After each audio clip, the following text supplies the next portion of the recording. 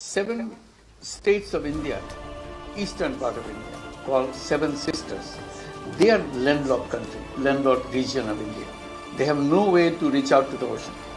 We are the only guardian of the ocean for all this region. So this opens up a huge possibility. So this could be an extension of the Chinese economy. Build things, produce things, market things, bring things to China, bring it out to the বাংলাদেশের অন্তর্বর্তীকালীন সরকারের প্রধান উপদেষ্টা doctor Mohammad ইউনূসের seven sister নিয়ে মন্তব্যকে কেন্দ্র করে ভারতের উত্তর পূর্বাঞ্চলে তীব্র প্রতিক্রিয়া সৃষ্টি হয়েছে। বিশেষ করে ত্রিপুরার তিফ্রা-মোথা দলের প্রধান পদ্মত মাণিক্য বাংলাদেশের ভৌগোলিক অখণ্ডতা নিয়ে হুঁশিয়ারি দিয়েছেন। আসামের মুখ্যমন্ত্রী হেমন্ত বিশ্ব শর্মা মন্তব্যটিকে আপত্তিকর বলে নিন্দা জানিয়েছেন। আর কংগ্রেস নেতা পবন খেরা একে উত্তর পূর্ব ভারতের নিরাপত্তার জন্য বিপজ্জনক বলে মন্তব্য করেছেন। সম্প্রতি চীনে 4 দিনের সফরে গিয়ে ডক্টর ইউনূস বলেন, ভারতের 7টি রাজ্য যা পূর্ব ভারত ও সেভেন সিস্টার নামে পরিচিত, সেগুলো সম্পূর্ণ ভূমিবেষ্টিত, ল্যান্ডলকড। তাদের সমুদ্রের কোনো সংযোগ নেই। বাংলাদেশে তাদের সমুদ্রের অভিভাবক, যা চীনের অর্থনৈতিক সম্প্রসারণের জন্য গুরুত্বপূর্ণ সুযোগ তৈরি করতে পারে। এই মন্তব্য ভারতের রাজনৈতিক অঙ্গনে তীব্র প্রতিক্রিয়া সৃষ্টি করেছে, বিশেষ করে এমন সময়ে যখন শেখ হাসিনার নেতৃত্বাধীন সরকার ক্ষমতা হারানোর পর বাংলাদেশ ও চীনের মধ্যে ঘনিষ্ঠতা বাড়ছে। আসামের মুখ্যমন্ত্রী হেমন্ত বিশ্ব শর্মা মন্তব্যটি নিন্দা করে বলেন, এটি ভারতের কৌশলগত চিকেন নেক, করিডোরের দুর্বলতা নিয়ে প্রচলিত বর্ণনাকে নতুন করে উস্কে দিচ্ছে।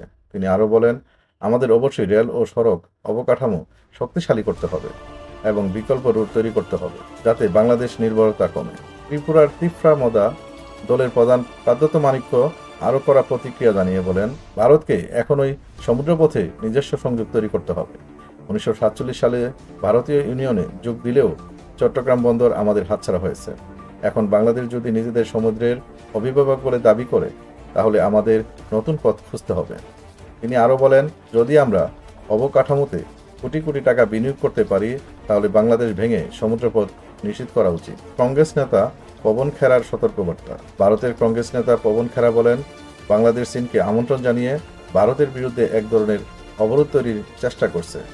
আমরা যাদের স্বাধীনতার জন্য সহযোগিতা করেছিলাম, তারাই এখন আমাদের কৌশলগতভাবে ঘিরে ফেলার চেষ্টা করছে।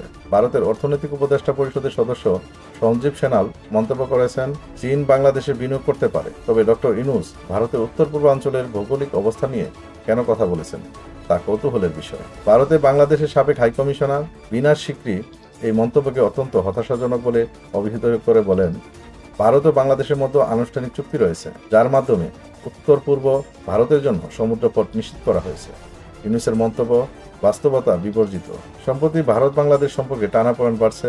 শেখ হাসিনা সরকার বিদায়ের পর দুই দেশের কূটনৈতিক সম্পর্ক শীতল হয়েছে।